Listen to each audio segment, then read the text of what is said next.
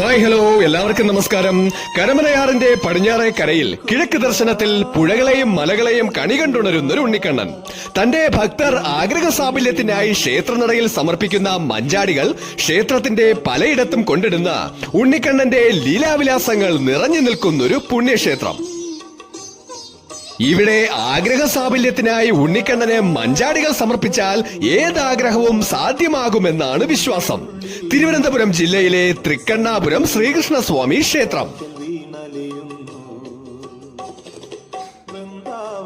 ഇവിടെ ശ്രീകൃഷ്ണസ്വാമി ശംഖുചക്ര ഗദാഹസ്ത ചതുർബാഹുവായി വെണ്ണ കൈനീട്ടി നിൽക്കുന്ന രൂപത്തിൽ തൃക്കണ്ണാപുരം നിവാസികളുടെ വിശ്വസ്ത ദേവനായി തന്റെ ഭക്തർ അറിഞ്ഞൊന്ന് ഹരേ കൃഷ്ണ എന്ന് വിളിച്ചാൽ വിളിപ്പുറത്തെത്തുന്ന ശ്രീകൃഷ്ണ ചൈതന്യം സന്താന ഗോപാലമൂർത്തിയായി ഇവിടെ കുടികൊള്ളുന്നു.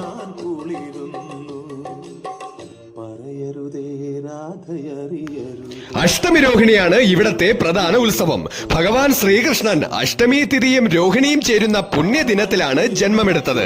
അതിനാൽ തൃക്കണ്ണാപുരം ശ്രീകൃഷ്ണസ്വാമി ക്ഷേത്രവും ഒരു മഹോത്സവമായി തന്നെ അത് കൊണ്ടാടുകയും ഒരു നാടിന്റെ തന്നെ കൂട്ടായ്മയുടെ ഉത്സവമായി അത് മാറുകയും ചെയ്യുന്നു. അതിലൂടെ തൃക്കണ്ണാപുരം നിവാസികൾക്ക് സർവ്വസമൃദ്ധിയും ഐശ്വര്യവും ഉണ്ടാവുന്നു.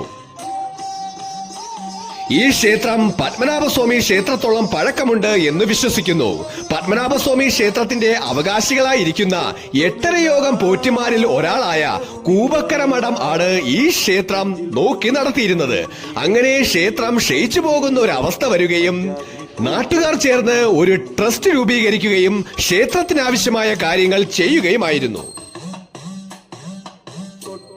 ഈ ക്ഷേത്രത്തിന്റെ ഐതിഹ്യം എന്നത് കൂവക്കര മഠത്തിലെ ഒരു കാരണവർ കരമനയാറിൽ കൂടി വള്ളത്തിൽ സഞ്ചരിക്കുകയും വള്ളിപ്പടർപ്പുകൾക്കിടയിൽ ഊഞ്ഞാലാടുന്ന ശ്രീകൃഷ്ണസ്വാമിയെ ദർശിക്കുകയും ചെയ്തു. ഇവിടെ ശ്രീകൃഷ്ണ ചൈതന്യമുണ്ട് എന്ന് മനസ്സിലാക്കുകയും ഒരു ക്ഷേത്രം പണിയുകയും പിൽക്കാലത്ത് അത് തൃക്കണ്ണാപുരം ശ്രീകൃഷ്ണസ്വാമി ക്ഷേത്രമെന്ന് അറിയപ്പെടുകയും ചെയ്തു. മഹാവിഷ്ണുവിന്റെ 10 അവതാരങ്ങളുടെ മനോഹര കാഴ്ച ശ്രീകോവിലിന് ചുറ്റും കൊത്തിവെച്ചിരിക്കുന്നു.